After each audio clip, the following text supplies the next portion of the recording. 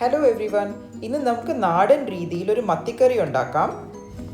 ഈ കറി കപ്പയുടെയും ചോറിൻ്റെയും ചപ്പാത്തിയുടെയും കൂടെയൊക്കെ ഒരു കിടിലൻ കോമ്പിനേഷനാണ്.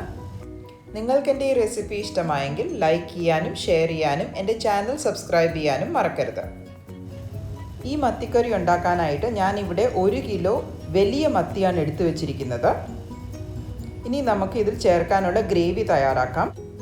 വെള്ളമയമില്ലാത്തൊരു പാനിലോട്ട് 2.5 ടേബിൾ സ്പൂൺ മുളക് പൊടി ചേർക്കാം. ഞാനിവിടെ കാശ്മീരി മുളക് പൊടിയാണ് എടുത്തിരിക്കുന്നത്. ഇതിലോട്ട് 1/4 ടീസ്പൂൺ മഞ്ഞൾപ്പൊടിയും 1/2 ടീസ്പൂൺ മല്ലിപ്പൊടിയും കൂടെ ചേർക്കാം. ഇനി ഇത് എണ്ണയില്ലാതെ ഈ പൊടികളുടെ പച്ചമണം മാറുന്നത് വരെയും ഒന്ന് ഡ്രൈ റോസ്റ്റ് ചെയ്തെടുക്കാം. ഇനി ഇതിലോട്ട് 1 ഗ്ലാസ് വെള്ളവും കൂടെ ഒഴിച്ച് മിക്സ് ചെയ്ത് മാറ്റി വയ്ക്കാം. ഇതുപോലെ ഒരു പേസ്റ്റ് പരുവത്തിൽ നമുക്ക് കുഴച്ചെടുക്കണം. ഇനി നമുക്കൊരു മൺചട്ടി ചൂടാക്കി ഇതിലോട്ട് 2 ടേബിൾ സ്പൂൺ വെളിച്ചെണ്ണ ഒഴിക്കാം. എണ്ണ ചൂടായി കഴിയുമ്പോൾ ഇതിലോട്ട് 1 ടേബിൾ സ്പൂൺ ഇഞ്ചിയും വെളുത്തുള്ളിയും പച്ചമുളകും കൂടെ ചതച്ചത് ചേർക്കാം. ഇനി ഇതിൻ്റെ പച്ചമണം മാറാനായിട്ട് ഹൈ ഫ്ലെയിമിൽ 1 മിനിറ്റ് നമുക്ക് ഫ്രൈ ചെയ്തെടുക്കാം. ഇനി ഇതിലോട്ട് ഒരു ചെറിയ സവോള നീളത്തിലരിഞ്ഞതും 1 തണ്ട് കറിവേപ്പിലയും കൂടെ ചേർക്കാം.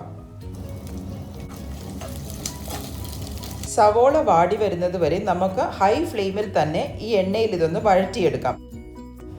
സവോള ബ്രൗൺ ആവേണ്ട കാര്യമില്ല, ചെറുതായിട്ട് കളർ മാറി വന്നാൽ മാത്രം മതി. ഈ കറിക്ക് ആവശ്യമുള്ള 3 കഷ്ണം കുടംപുളി നല്ലതുപോലെ കഴുകി വെള്ളത്തിലിട്ട് വെച്ചിരിക്കുകയാണ്. ഇവിടെ സവോള പാകത്തിന് മൂത്ത് വന്നിട്ടുണ്ട്. ഈ പാകമാകുമ്പോൾ നമുക്ക് ആദ്യം തന്നെ ഡ്രൈ റോസ്റ്റ് ചെയ്ത് വെള്ളത്തിൽ മിക്സ് ചെയ്ത് വെച്ച ഈ മസാലക്കൂട്ടും കൂടെ ചേർത്ത് ഇളക്കിയെടുക്കാം. ആദ്യം തന്നെ ഡ്രൈ റോസ്റ്റ് ചെയ്തതുകൊണ്ട് ഇത് അധികം നേരം എണ്ണയിൽ വഴറ്റേണ്ട കാര്യമില്ല. ഒന്ന് ചെറുതായിട്ട് ഇളക്കി മിക്സ് ചെയ്തെടുത്താൽ മാത്രം മതിയാവും. ഏകദേശം 1 മിനിറ്റോളം ഇതുപോലെ ഫ്രൈ ചെയ്തെടുത്താൽ മതിയാവും.